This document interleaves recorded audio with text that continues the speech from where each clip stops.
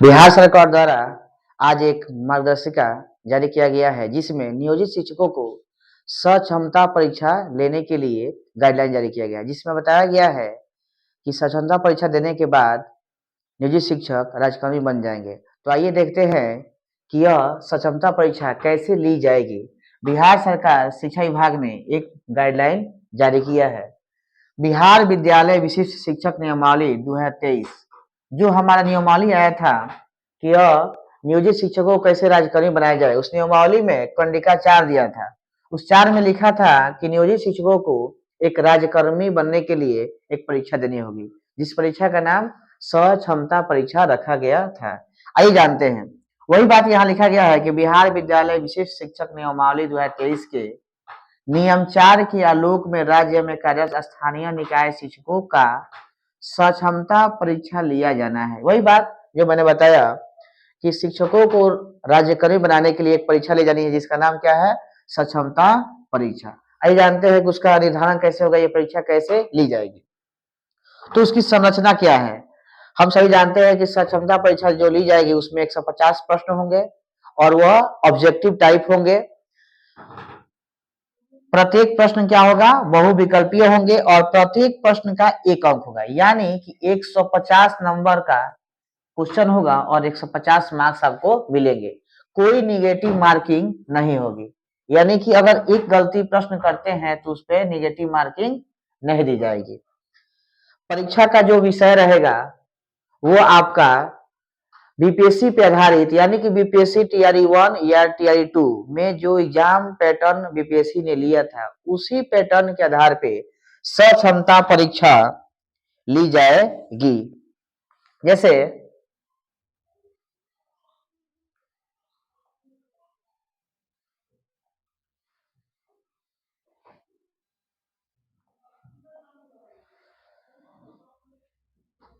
देखिए यहाँ पर परीक्षा का विषय क्या है।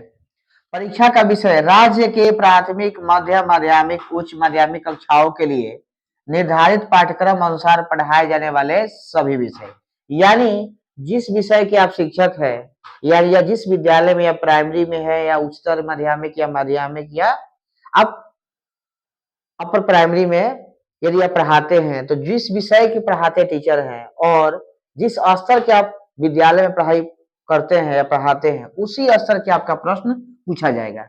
यानी उसका सिलेबस क्या होगा? तो बिहार लोक सेवा आयोग द्वारा आयोजित टीआरई 1 एवं टीआरई 2 के लिए निर्धारित पाठ्यक्रम, वही पहले मैंने बताया जो बीपीएससी ने एग्जाम लिया था अभी टीआरई 1 या टीआरई 2 सेम सिलेबस है। जैसे कि कक्षा 1 से और 5 के लिए आपको टीचर बनना है तो भाग 1 में क्या रहेगा? भाषा, जिसमें कितने होंगे प्रश्न? 30, जिसमें 8 प्रश्न इंग्लिश एवं 22 प्रश्न हिंदी के होंगे। 22 प्रश्न हिंदी के होंगे और मिनिमम 30 में 9 मार्क्स लाना अनिवार्य है, यानी यह क्वालिफाइंग नेचर का है। यदि आप 30 प्रश्न में 9 बना दीजिएंगे तो आप क्वालिफाई कर जाएंगे, और जब यहाँ क्वालिफाई करेंगे तब 120 मार्क्स पे आपका रिजल्ट बनेगा। यह 120 मार्क्स आपका समान अध्ययन का होगा और समान विषय का होगा, यानी टोटल 80 और 40 120 यह प्राइमरी के लिए होता है। और अपर प्राइमरी के लिए 150 में 80 आप जिस विषय के टीचर हैं, यानी आप हिंदी के टीचर हैं तो हिंदी से 80 प्रश्न, इंग्लिश के हैं तो इंग्लिश से 80 प्रश्न। बाकी सामान्य अध्ययन में आपका करंट अफेयर्स, मैथ, रीजनिंग और साइंस के 40 प्रश्न होते हैं जो सभी क्लासों के लिए होते हैं। आइए डिटेल सिलेबस के लिए हम बीपीएससी के सिलेबस के पास आपके पास ले चलते हैं। ये रहा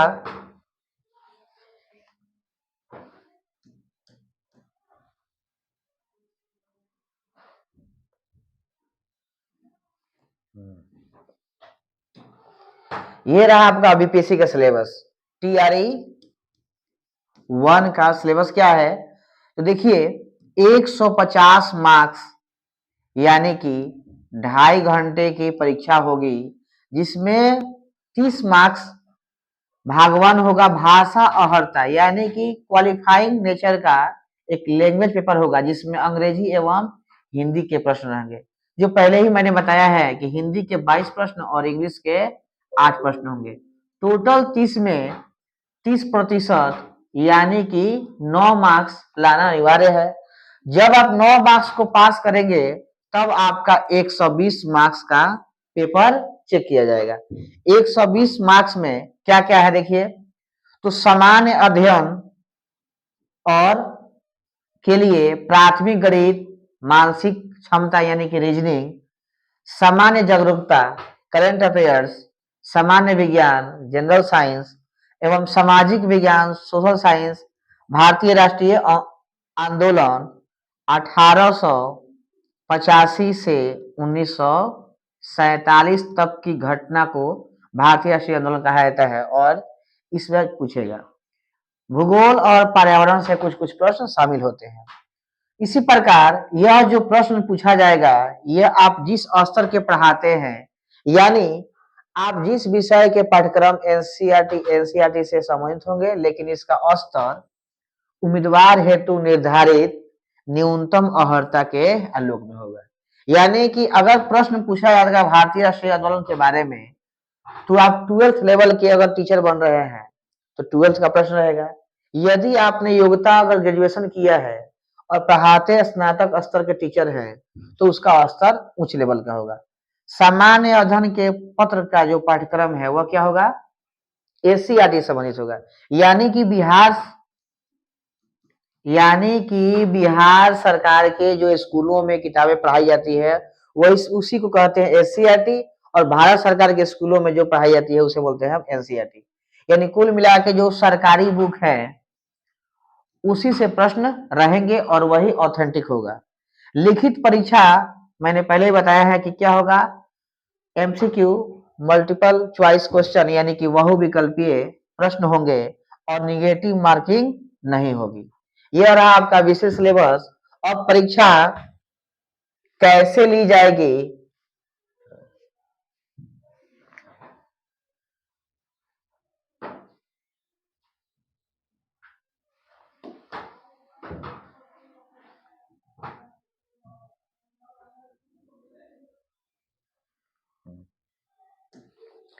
परीक्षा कैसे ली जाएगी इसके बारे में थोड़ा जाने। अब सिलेबस जान लिए तो अब कौन कौन इस फॉर्म को भर सकता है पहले ही जानेंगे। तो स्थानीय निकाय द्वारा राज्य के प्राथमिक, मध्य माध्यमिक नियुक्त एवं कार्यरत शिक्षक, शारीरिक शिक्षक सहित पुस्तकालय अध्यक्ष, यानी कि वैसे सरकारी शिक्षक जो 2006 से लेकर 2022 तक नियोजन द्वारा उनकी नियुक्ति सरकारी विद्यालय में हुई थी, तो वैसे शिक्षक इस पात्रता परीक्षा में शामिल हो सकते हैं। अन्यथा कोई अदर स्टूडेंट जो सरकारी नौकरी की तैयारी करते हैं, शिक्षक बनने के इच्छुक है, वे फॉर्म नहीं भर सकते हैं। अब यदि सक्षमता परीक्षा अगर देने के मैं इच्छुक हूं या सक्षमता परीक्षा देना है तो जो नियोजित अभ्यर्थी है, यह अभ्यर्थी लिखने का मतलब कि परीक्षा जो कैंडिडेट देता है उसे अभ्यर्थी बोला जाता है। यह अभ्यर्थी यानी कि नियोजित शिक्षक, यानी कि जो नियोजित शिक्षक चाहते हैं सक्षमता परीक्षा देने के लिए उन्हें 1100 रुपया फॉर्म फी के रूप में लिया जाएगा। जो बिहार बोर्ड एग्जाम लेगी उसके लिए खर्च के लिए अपना 1100 रुपया निर्वहन कर रही है।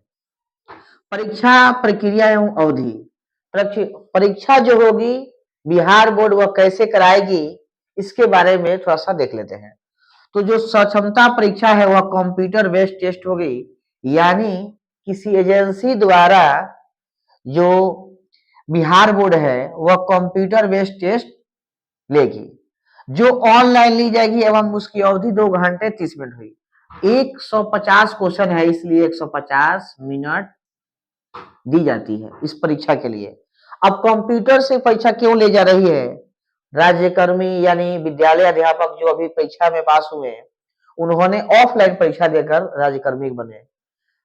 अब नियोजित शिक्षकों को राज्यकर्मी बनाना है तो सरकार उन्हें ऑनलाइन एग्जाम ले रही है। इससे कुछ निजी शिक्षक पूछ रहे थे तो नियोजित शिक्षक का तात्पर्य यह है कि उन्होंने बताया कि आखिर क्यों हम लोग से ली जा रही है। तो सरकार का मतलब है कि कंप्यूटर के माध्यम से यदि परीक्षा हम लेते हैं तो कंप्यूटर के नॉलेज लेने का मुख्य उद्देश्य यह है कि विशिष्ट शिक्षक को कंप्यूटर की मौलिक जानकारी प्राप्त हो सके। मुझे ये भी बताना है कि फिलहाल कुछ लोगों ने बोला था कि नियोजित शिक्षकों को अब सहायक शिक्षक के रूप में जाना जाएगा। यह बात बिल्कुल सही नहीं है, क्योंकि नियोजित शिक्षकों का एक नाम यहाँ बिल्कुल बता दिया गया है कि विशिष्ट शिक्षक कहलाएंगे। जब शिक्षक बन जाएंगे यह परीक्षा पास करके तो उन्हें राज्यकर्मी का दर्जा तो मिलेगा, साथ में विशिष्ट शिक्षक के रूप में वह जाने जाएंगे। अब कितने मार्क्स लाएंगे तो पास होंगे, क्या कट ऑफ बनेगा, इसके बारे में समझते हैं। कैसे सीट का निर्धारण होगा, कैसे सिलेक्शन होगा, इसके बारे में यदि हम पढ़े तो मालूम चलेगा कैसे इसकी हम तात्पर्य क्या है, कैसे पता करें कि कितने मार्क्स लाने पे आदमी पास होगा। यानी कि सामान्य प्रशासन विभाग का जो पत्रांक है 16/7/2007 के आलोक में कि किसी भी परीक्षा में अगर राज्य सरकार कोई परीक्षा लेती है तो मिनिमम सामान्य यानी कि यूआर कैटेगरी में 40% मार्क्स चाहिए। तो आपकी परीक्षा 120 नंबर की होगी, इसमें आपको 40% मार्क्स यानी कि 48 नंबर लाना अनिवार्य होगा। यानी वैसे शिक्षक जो उत्तर प्रदेश या अन्य राज्य से नियोजित शिक्षक के रूप में कार्य करते हैं या पिछड़ा वर्ग या अब रिजर्व कैटेगरी में आते हैं तो क्या करेंगे, वो 40% मार्क्स लाएंगे। वही ईबीसी कैटेगरी में पिछड़ा वर्ग में 36.5% मार्क्स से जो ऊपर आते हैं वो क्वालिफाइड कहलाएंगे, उससे नीचे नॉट क्वालिफाइड। पिछड़ा वर्ग उसी प्रकार है, एससी एसटी ओबीसी महिला सभी के लिए 32% निर्धारण किया गया है। और अब प्रमाण पत्र की बारी आती है, यानी अब जब परीक्षा पास करेंगे तो बिहार बोर्ड द्वारा एक डिजिटल मार्कशीट दिया जाएगा। सक्षमता परीक्षा उत्तीर्ण सभी अभ्यर्थियों को बिहार विद्यालय परीक्षा समिति द्वारा उत्तीर्णता प्रमाण पत्र निर्गत किया जाएगा, जिस पर परीक्षा नियंत्रक विविध बिहार विद्यालय परीक्षा समिति का कंप्यूटराइज्ड हस्ताक्षर होगा। यही बात मैंने बोला कि जब आप परीक्षा पास करेंगे तो बिहार बोर्ड द्वारा एक डिजिटल सर्टिफिकेट आपको दिया जाएगा, जिसमें बिहार बोर्ड का साइन रहेगा और उस पर आपको क्वालिफाइड नॉट क्वालिफाइड बताया जाएगा।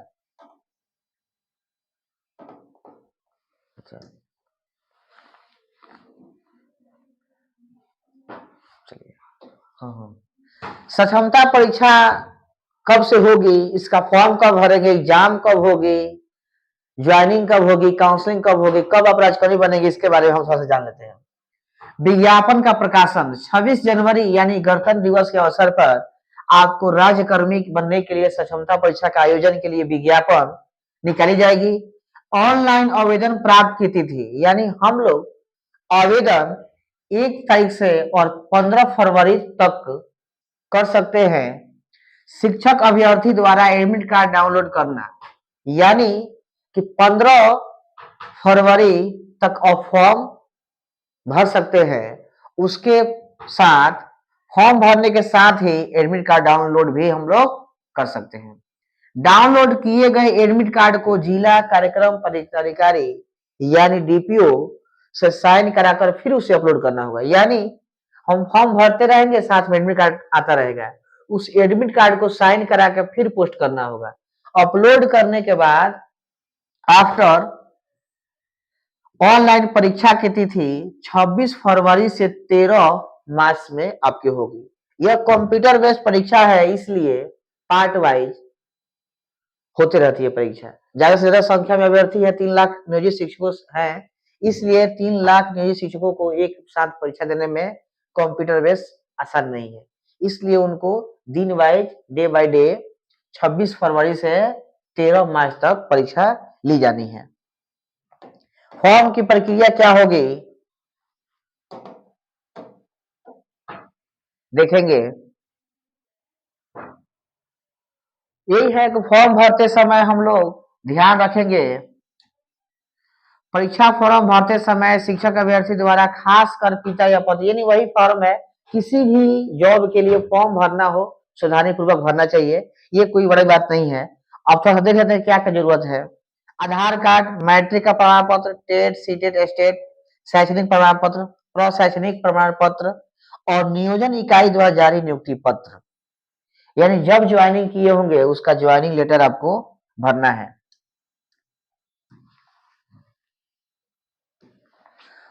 परीक्षा फॉर्म भरते समय शिक्षक अभ्यर्थियों को 3 जिलों का विकल्प देना होगा, अनिवार्य होगा। जिला का आवंटन बिहार विद्यालय परीक्षा समिति एवं विद्यालय का आवंटन विभाग द्वारा किया जाएगा। यहाँ यह निष्कर्ष निकला है कि आपको फॉर्म भरते समय अपने 3 जिला जैसे बक्सर, पटना और गया, यह 3 जिले आपको चूज करने होंगे। आप अपने अनुसार नजदीकी जिला या अपने गृह जिला चूज कर सकते हैं, क्योंकि जब आप परीक्षा पास करेंगे तो उसी जिला में आपको जॉब मिलेगा। एक और बात, यदि आपका मार्क्स ज्यादा नहीं आता है यानी दूसरे की तुलना में कम आता है तो आपको दूसरे जिला भी प्रोवाइड विभाग द्वारा किया जाएगा। यह जो जिला का निर्धारण है वो बिहार बोर्ड के द्वारा किया जाएगा, यानी बिहार विद्यालय परीक्षा समिति विद्यालय का आवंटन विभाग द्वारा किया जाएगा। जिले का आवंटन बोर्ड करेगा, लेकिन स्कूल का आवंटन जहां आपको पढ़ाना है, योगदान करना है, उसका आवंटन रेंडमाइजेशन के द्वारा शिक्षा विभाग करेगा।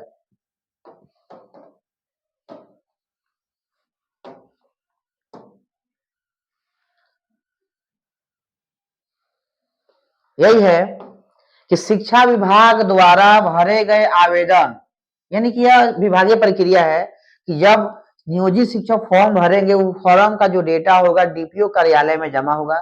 डीपीओ वहां से कैरी फॉरवर्ड करके बिहार बोर्ड के देंगे, यानी कि एक बार वेरीफाई डीपीओ कर लेंगे कि एक्चुअल में जो फॉर्म भरा है वो हमारा टीचर है, हमारे जिले का टीचर है कि नहीं, स्कूल में पढ़ाता है या नहीं, या अदर कोई स्टूडेंट है। तो इसकी अगर दिया गया है कि वो अपना साइन कर लेंगे, फॉर्म अपना फाइनल सबमिट होगा। उसके बाद दिया गया है थंब इम्प्रेशन। मेनली यह है, देखा जाता है कभी कभी 2-4 मुन्ना भाई पकड़ा जाते हैं, इसलिए बोला गया है कि नियोजित शिक्षकों में भी कुछ मुन्ना भाई होंगे जो एग्जाम पास करने के लिए कुछ ना कुछ करेंगे। इसलिए है कि थंब इम्प्रेशन विभाग द्वारा बनाया गया है। बारी बारी से क्रमवार 3 बार थंब इम्प्रेशन बिहार विद्यालय परीक्षा समिति द्वारा किया जाएगा। एक एग्जाम के समय, एक काउंसलिंग के समय और एक विद्यालय योगदान के समय, जिसमें किसी किसी का थंब नहीं मैच करता है, यानी कि फिंगरप्रिंट में प्रॉब्लम होता है, इसलिए आइरिस रिकॉग्निशन दिया गया है, यानी फिंगर जब काम ना करे तो आइरिस से पहचान की जा सकती है। ये सब है प्रक्रिया की साफ सुथरी एग्जाम ली जाए। खास कर ये देखिए, एडमिट कार्ड पर क्यूआर कोड एवं बार कोड अंकित होगा। ये जो अभी अधिकांश परीक्षाएं में ली जा रही है, इसमें कोई उतना बड़ी बात नहीं है। प्रत्येक परीक्षा केंद्र के लिए आवंटित अभ्यर्थियों के सीटिंग अरेंजमेंट में यथासंभव यह ध्यान रखा जाएगा कि एक विषय का अभ्यर्थी एक साथ नहीं बैठे। वही बात बोले कि साफ सुथरे एग्जाम के लिए चीटिंग न हो, इसके लिए अलग अलग स्टूडेंट को अलग अलग विषय के साथ बैठाएंगे, जिससे वह नकल न कर सके। परीक्षा केंद्र पर जो एडमिट कार्ड मिलेगा उस पर केंद्र अधीक्षक यानी सुप्रिटेंडेंट से हम लोग साइन करा लेंगे, मुहर लगाना पड़ेगा। यानी जो आप डिजिटल एडमिट कार्ड डाउनलोड करते हैं दुकान से या साइबर कैफे से, उसे एग्जाम देने से पहले एग्जाम हॉल में वहां साइन कर लिया जाएगा। एग्जाम देने के बाद फिर वापस पुनः टीपीओ कार्यालय में समर्पित कर दिया जाएगा। यानी एग्जाम देकर आने के बाद एडमिट कार्ड आपको डीपीओ कार्यालय में जमा करना होगा। सक्षमता परीक्षा, सक्षमता परीक्षा के संपूर्ण प्रक्रिया के दौरान बताया गया है कि आपको थंब इम्प्रेशन 3 बार होगा। अगर परीक्षा दिए एडमिट कार्ड गुम हो गया तो दोबारा अगले साल परीक्षा यानी कि सेकेंड सक्षमता देनी होगी। यानी आपको सक्षमता परीक्षा देने से कोई फायदा नहीं हुआ, यानी आपको हमेशा एडमिट कार्ड न गुम हो इसका ध्यान रखना होगा। एडमिट कार्ड गुम होने का मतलब कि आप नियोजित शिक्षक ही रह जाइएगा। अब आगे देखते हैं, यदि अब भली बात ही आप जानते हैं कि यह जो सक्षमता परीक्षा है सीबीटी मोड यानी कंप्यूटर बेस्ड टेस्ट होता है, यानी इसकी परीक्षा कंप्यूटर पे होगी। अब कंप्यूटर पे होगी तो बहुत सारे नियोजित शिक्षकों की उम्र 40-50 वर्ष को हो गई है, तो वो कैसे कंप्यूटर चलाएंगे। इसके लिए सरकार ने व्यवस्था किया है, जो विद्यालय में या पड़ोस के विद्यालय में आईसीटी लैब यानी कि कंप्यूटर टीचर जो यहाँ है, जहाँ कंप्यूटर से बच्चों की पढ़ाई होती है, जहाँ खासकर हाई स्कूल वगैरह, वहाँ 5 बजे जब छुट्टी हो जाए तो उस नजदीकी प्राथमिक विद्यालय या महाविद्यालय में जाकर वो कंप्यूटर चलाना सीख लेंगे।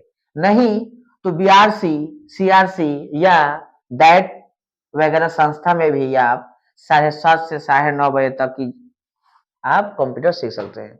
यदि उसमें भी आप संभव न हो तो आप पर्सनली मोड़ चौराहे पर निजी कंप्यूटर जो होते हैं वहां भी प्रैक्टिस अपने कर सकते हैं। सक्षमता परीक्षा उत्तीर्णता के पश्चात सभी उत्तीर्ण अभ्यर्थियों का विद्यालय आवंटन के पूर्व काउंसलिंग होगी, यानी सभी प्रक्रिया एक नए फ्रेशर विद्यार्थी की तरह आपको निजी शिक्षकों की भी होगी। थंब इम्प्रेशन एवं आइरिस का मिलान किया जाएगा, यानी जब आप परीक्षा पास करेंगे तो फिर से आपकी काउंसलिंग होगी, सभी डॉक्यूमेंट की जांच होगी। जिला कार्यक्रम पदाधिकारी स्थापना यह ध्यान रखेंगे, यह डीपीओ को निर्देश दिया गया है कि किसी भी मामले में अभ्यर्थी परीक्षा आवेदन पत्र का सबमिट नहीं होगा, यानी वैसे अभ्यर्थी, वैसे नियोजित शिक्षक जिन पर कोर्ट वेतन विसंगति यानी कोई भी मामला सही नहीं है, कुछ ना कुछ विसंगतियां है और नियोजित शिक्षकों के कागजात में जो न्यायालय के समक्ष है, उन्हें सबमिट नहीं करना, यानी उनका फॉर्म नहीं भरना है। परीक्षा समाप्ति के पश्चात सभी विषय के उत्तर कुंजी, यानी विषय खत्म हो तो 2 या 4 दिन में उसका आंसर की विभाग बिहार बोर्ड अपलोड कर लेगा, जिससे नियोजित शिक्षक संतुष्ट हो जाएंगे कि हम कितना बना कर आए हैं और कितने प्रश्न सही हुए हैं। इस प्रकार सक्षमता परीक्षा में जो कैसे यह परीक्षा लेनी है और कैसे करानी है, इसमें दिशा निर्देश बिहार बोर्ड एवं डीपीओ को निदेशक माध्यमिक शिक्षा द्वारा दिया गया है, कैसे यह परीक्षा करानी है। और आप लोग को बता दें कि इस चैनल का नाम ज्ञानिक सक्सेस पॉइंट है, जिस पर आप अन्य नोटिफिकेशन विभाग द्वारा आप देख सकते हैं और उसको आसानी से समझ सकते हैं। इसलिए चैनल को लाइक, शेयर एंड सब्सक्राइब करें। और सक्षमता परीक्षा जल्द ही ली जाएगी, यानी कि अब कंफर्म है कि 26 फरवरी से 13 मार्च के बीच परीक्षा लेने जानी है, यानी 26 फरवरी और आज 23 जनवरी है, 1 माह का समय है। तो इसी चैनल के माध्यम से आपको सक्षमता परीक्षा के कुछ प्रश्नों को हल कराया जाएगा, जिससे आप आसानी से परीक्षा को पास कर जाएंगे। इसलिए चैनल को सब्सक्राइब कर लें और